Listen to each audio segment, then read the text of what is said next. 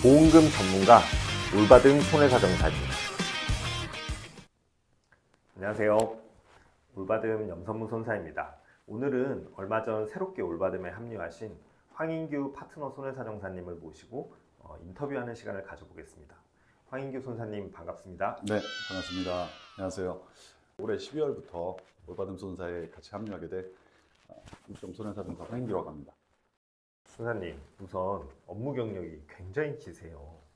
2002년부터 시작하셨다니 벌써 22년입니다.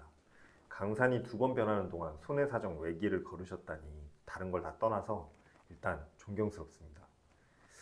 어떤 업무들을 거쳐오셨는지 좀 간략히 소개 부탁드립니다. 네, 제가 이렇게 방송을 통해서 또 고객님들께 인사를 드리게 돼서 약간은 낯설기도 하지만 굉장히 반갑고요. 저는 2002년부터 손해사정 업무를 시작을 해서 지금 약 한 20년 넘게 실무에서 하고 있습니다. 독립손해사정사 그 경력은 한 3년 정도 되는데 주로 배상 책임과 화재 재물 쪽 업무를 담당을 했었고 또 독립손해사정사 하면서 장기나 상해 쪽도 지금 하고 있습니다. 네. 그러니까 현대해상 계열에서도 업무를 하시고 DB손해보험 계열에서도 업무하시고 정말 메이저 손보들 두루 거치셨네요. 아까 배상 책임 또 팀의 팀장님이셨다고 말씀 주셨는데 이 배상 책임이라는 게 일반인들에게는 뭔가 조금 낯선 단어이기도 한데 사실은 우리 일상생활에서 그렇게 멀리 떨어져 있는 게 아니잖아요. 처리해 보셨던 사건들 중에 좀 어떤 경우들이 있었는지 사례들을 좀 말씀해 주신다면 시청자분들이 또 좀 이해가 편하실 것 같습니다. 네. 배상 책임은 일상생활 중에 사실은 우리가 알게 모르게 많이 겪을 수 있는 내용이긴 합니다. 법률적인 거다 보니까 멀게 느껴지실지 모르겠지만 일반적으로 그 고의나 또는 실수로 인해서 타인에게 피해를 주면 인적 물적 피해를 주면 그 손해배상 책임을 지게 되는데 그 사회에 다변화된 그 여러 가지 문화 속에서 새로운 상품들이 많이 생겼거든요. 가장 대표적인 게 이제 아마 시청자분들도 많이 알고 계실 일상생활 배상 책임인데요. 예전에 제가 현대해상 쪽 그 손해사정법인에서 근무를 할 때 물론 제가 직접 처리한 건은 아니고 옆에서 같이 보조로 봤던 내용이지만 제가 기억나는 사고는 일상생활 배상 책임 같은 경우 지금도 그렇습니다만 1억 한도로 민사적인 손해배상 책임을 해주는데 과연 1억을 내가 일상생활 중에 실수로 나갈 일이 있을까라고 아마 쉽게 생각하실 거예요.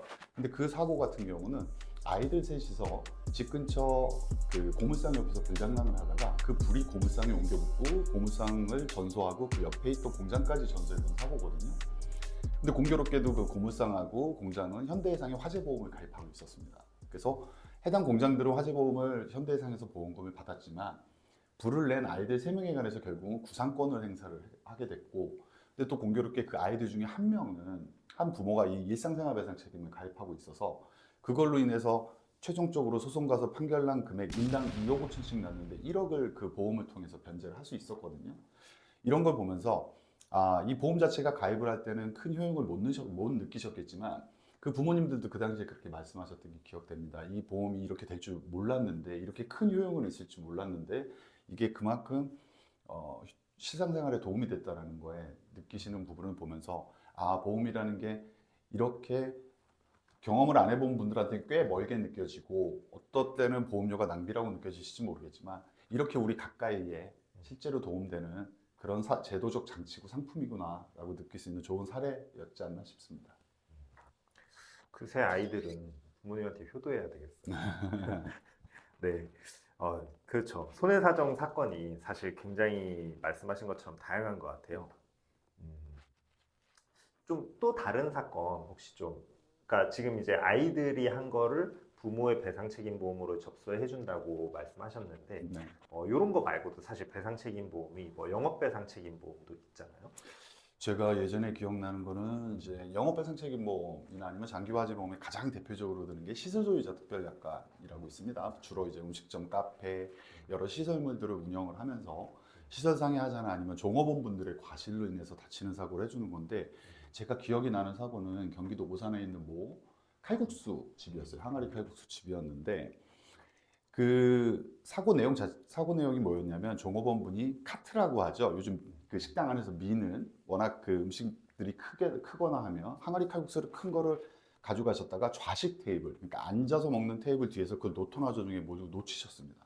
그러니까 그러니까 그 뜨거운 칼국수가 앉아있던 어떤 여성 고객분, 젊은 여성 고객분이셨거든요. 20대 분한 얼굴이랑 목 쪽에 그게 쏟아져 가지고 심재성 2도, 3도 화상을 입으셨었어요. 그래서 그 사고를 처리했던 기억이 나는데 그때 피해자분이 굉장히 낙담했던 기억도 나고, 근데 한편으로는 또 이제 그 가해자 측이 되는 음식점이나 그 종업원들 입장에서는 그 보험마저 없으면 피해자한테 과연 원활한 손해배상을 해줄 수 있었을지도 의문이고, 또 그 중간 과정에 있어서 물론 저는 그 당시에 이제 보험사에서 위임받은 위탁 손해사정사로서의 역할을 하고 있었습니다만, 만약에 그분에게도 저희 같은 독립손해사정사가 좀 더 옆에서 조언을 드리고 조력을 드렸다면 그분이 입으신 물적 손해에 조금이라도 좀 더 회복하는 데 도움이 되지 않았을까.